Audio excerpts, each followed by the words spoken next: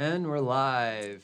Good morning, good afternoon, good evening, and good day to everyone watching. Welcome to an Explearning live stream. Hello, hello. Happy Greg, Thursday. MD. Yes, Greg and MD. For those of you who don't know us, but yeah, happy Thursday. Yeah.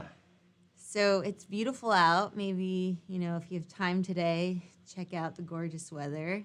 Even just peering out the window, I feel like that helps me just kind of like recalibrate if I'm Yeah. not in the zone. If you're in the U.S. right now, it's a bit hectic with everything going on. So, yeah, it's nice to enjoy nature and talk about things other than elections. True, exactly. And hopefully, you're joining us now, and this will give you a little bit of respite from other news. So hopefully you enjoyed our lesson on becoming rejection proof, right? This is something I think that resonates with a lot of people. And we wanted to do a follow-up in terms of like through this live stream, mainly focusing on failure and how we can actually learn from failure.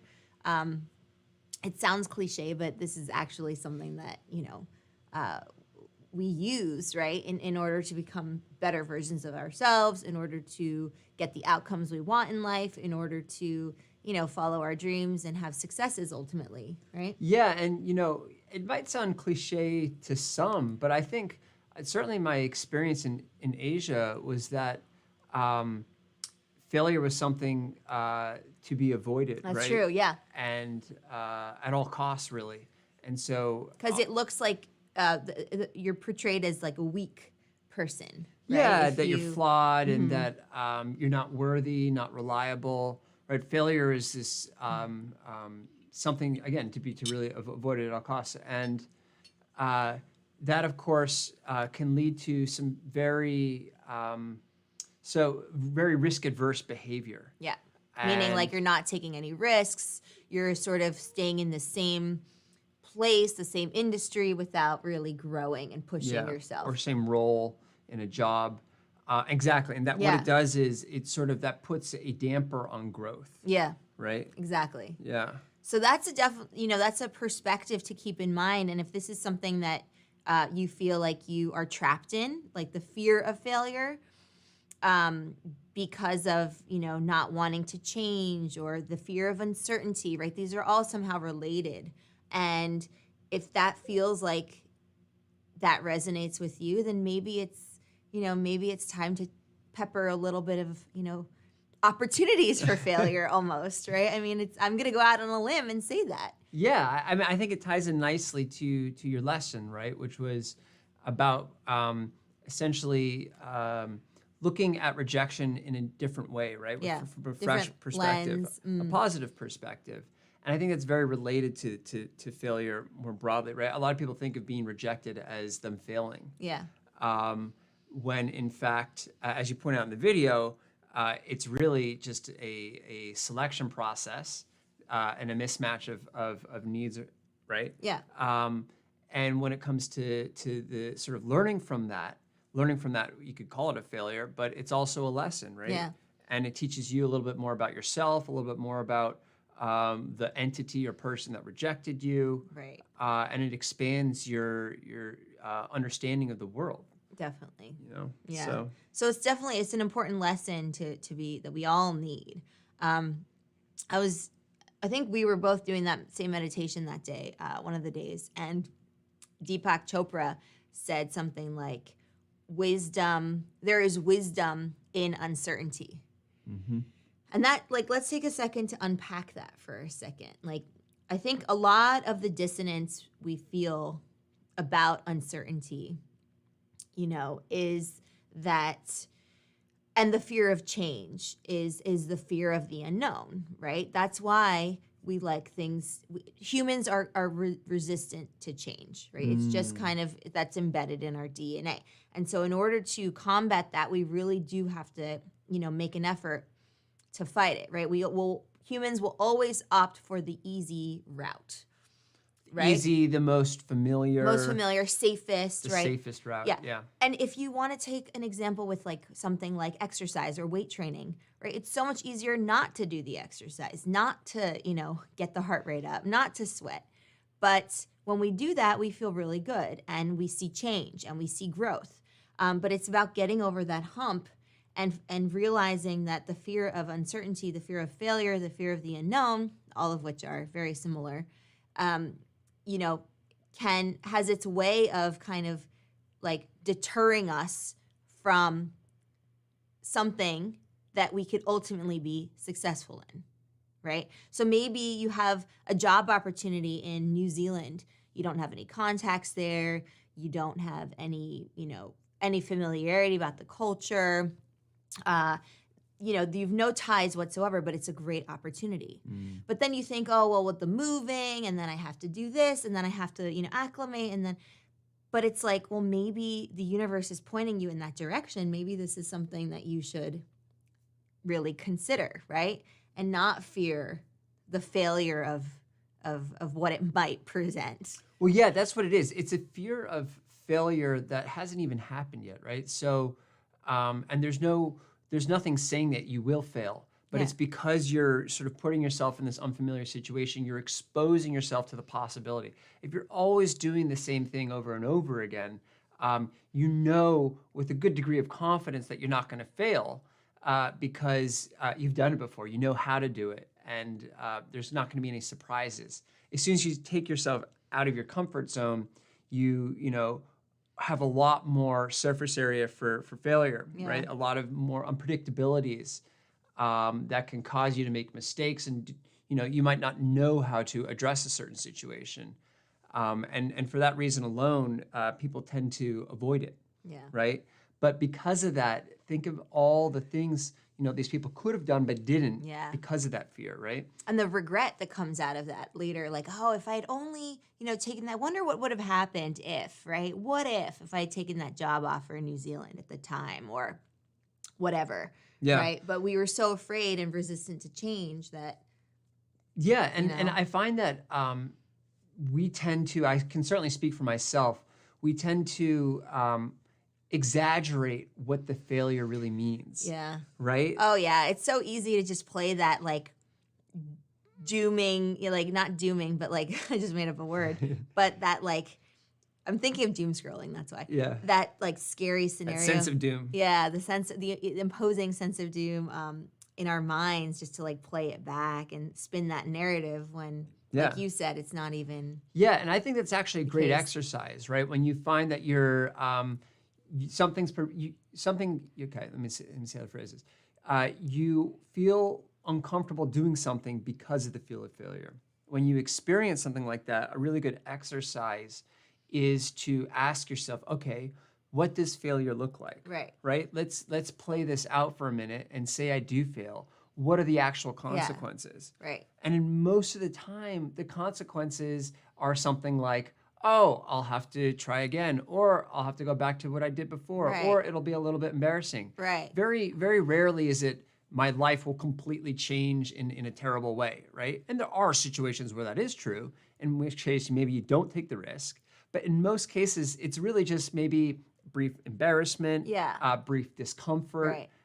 Whereas the upside, right, the alternative, so we know what the failure looks like. Then you look at the possible pros and opportunities, and you see, wow, there's actually so much I can get out of this, the value of which vastly outweighs the small chance of failure. Exactly. And what's really helpful in that kind of scenario is, I always like doing like a list of pros and cons. And I like to see, that way I can weigh the pros and the cons and see, like we've done that many times for different things. And it's so useful just in really understanding. You take something, an abstract concept, and you put it into more concrete terms that you can understand, right? So moving, what does that mean? Taking a new job, what does that mean? Embarking on a different type of journey, what does that mean? Starting your own business, what does that mean? Right? All of these things that these are in abstract concepts, very scary. But when you sort of actually start writing them down, they materialize, and that somehow becomes more concrete and less scary. Absolutely, yeah. I think the biggest fear is the fear of the unknown. Yeah. And if you can make the unknown a little more known, it makes it much more approachable. So yeah, I love the idea of getting it on paper, because then you can see, and you can even run it by other people and say, hey, look, I've been thinking about this and I've run through these different sort of pros and cons. What do you think? And you can start Right. to get other people's opinions on, Yeah. whether it makes sense to sort of take that leap. Right. And we're talking about calculated risks here, right? Right. We're not, talking about doing something absolutely insane. Yeah, we're not saying you should go out and learn how to base jump, right? Right, or like bungee jump tomorrow Yeah. just because, and without any proper training or anything like that. But, I think that the fact that like failure is something that we'll all have to deal with. We all have to face. And, it's really about how we treat it that can make or break the situation. So if we choose to view it as, this malevolent enemy, your arch nemesis, well, then it's probably going to have deleterious effects on your well-being, on your outlook, on your state of mind, and on your social interactions. But if we choose to see it more so as a strict teacher, like think about a really good teacher you've had in your education, I can think of several where they were really strict and, they had their way of doing certain things. Then if you see it as a teacher, then you'll learn so much more out of that experience. Yeah, I love this comment that just came in. I think it opens up a very good conversation about the sort of the dichotomy of failure and success. Are they really opposites, right? Is it so binary? Is something only a failure or a success, right? Yeah. And what the comment suggesting is essentially why should there be why should it be one or the other? Right. Why should everything be either a success or a failure? Absolutely. Isn't there a middle ground? And I think the answer is absolutely yes, at least in my opinion. I agree, 100%. Right? Yeah. You don't want things to be black and white. Mm-hmm. But I do like that said, I do like the idea of something either working or not working. Right. Because that gives you a base, sort of Like a what do you call it? benchmark? A benchmark for improvement, exactly. So you can set a certain standard for what you define as success, Yeah. right? If you're doing a scientific experiment, you have a clear hypothesis. Right. And either the hypothesis is proved true or it's proved false. Right, and you want to test it. Right. And so that can be a really useful tool to apply to other aspects of your life, right? In your job, in your career, whatever it is, in your personal life, you can set up these benchmarks. But what's key is that if you don't reach the benchmark you're sort of aspiring to, that shouldn't mean that you feel rejected, right? In fact, the title of this live is about to keep failing. Yeah. Right. And that's failure doesn't mean stop. It doesn't mean you can't do it. All it means is whatever definition of success you had, you didn't hit that. Right. So try again Yeah. and work toward reaching it. And it's amazing that the moment that you're about to give up is there's the solution right around the corner. Yeah. Just so keep troubleshooting, keep at it. That's so often the case. case. It's so often the case. Like just when you're about to call it quits and just, throw in the towel, it's like, well, that probably means that there's a solution right around the corner. I also want to address this idea of, the polysemic nature of success, right? What does success look like? Well, that's different for everyone. Everyone has their own definition of success. Society likes to tell us that there's one definition. It's sort of like the, get rich and be happy and like, I don't know. Yeah. It's like that whole get rich part, right? Well, happiness too. I mean, happiness is another one of those sort of suitcase terms. Yeah, exactly. What does it mean? Right. And it's like, well, maybe we should reevaluate what that means and look at what our definition is. And I think the simplest way to do that is really to take an afternoon on a weekend and just, think about what brings you joy. What ignites that sense of joy in you? What makes you feel, passionate about life? Like what makes you feel like you just love living, right? Which is something that we want to experience, obviously. And you can, use prompts. You can draw them out. You can, depending on what kind of like visual learner, auditory learner, kinesthetic, like what kind of learner you are, or even just communicate it to somebody. Talk about the things that make you happy. Talk about what you hope to achieve, right? And that looks different for everyone. And really not thinking about that one monolithic definition of success, because it's not a monolith, is the point. Yeah, I think that's great. And it's also something that evolves over time, right? Your definition of success could be one thing, and as you become more informed on the topic, as you get better, right, you keep pushing the benchmark a little higher, right? So that definition of success can also change, or you can pull it back if you were too ambitious off the bat. Pull it back, right? Make it a little more achievable, and that way you get sort of more positive reinforcement by earlier wins. Absolutely. So, if you could think of any, like, what was the best advice given to you, or your own advice for success or failure? Like, for me, one of them is like, yes, keep trying, but don't put so much pressure on yourself. Like, I love putting pressure on myself, and sometimes it's like to my own detriment, right? It's just like I burn out, my body shuts down, like, sometimes I just have to take it slow. And so I think with this idea of constantly like trying, it's like, well, there are within like the parameters of that, right? Like you have to think more holistically about how it might be affecting you. So do you feel like there's any one thing that stands out in your mind? yeah, I mean, I think what I was saying earlier is for me one of the most important aspects of maintaining a track record of success, which is setting achievable benchmarks, right? Yeah, that's you good. can always set new ones, but I like to do things very incrementally, right? Small steps. And by doing that, I can be more strategic about it, right? I can be more detailed and nuanced about my approach. For sure, yeah. But B, I set up this sort of consistent process of succeeding that feels good. And it makes things much more approachable and achievable. So I like to do that. That's right. Yeah. So if there's anything, before we go, if you have any questions, or if you feel like you want to share a success story, then shoot that in the comments down below or in the side chat. Otherwise, definitely check out the rejection proof lesson, and, treat that as something to revisit, because there are a ton of research-backed strategies in there that can really help you rethink and reframe rejection, right? Yeah. So, all right.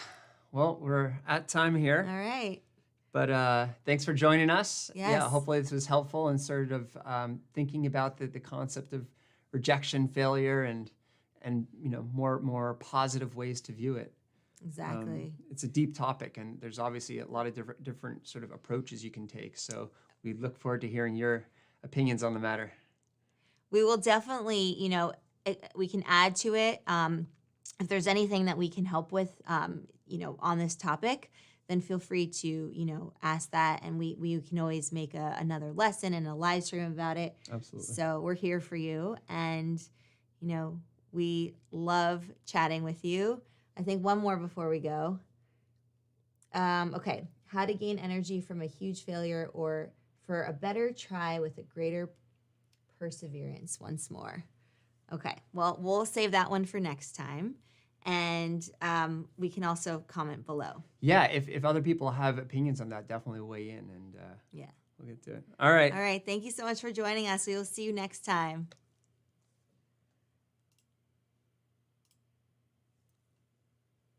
That was a big one.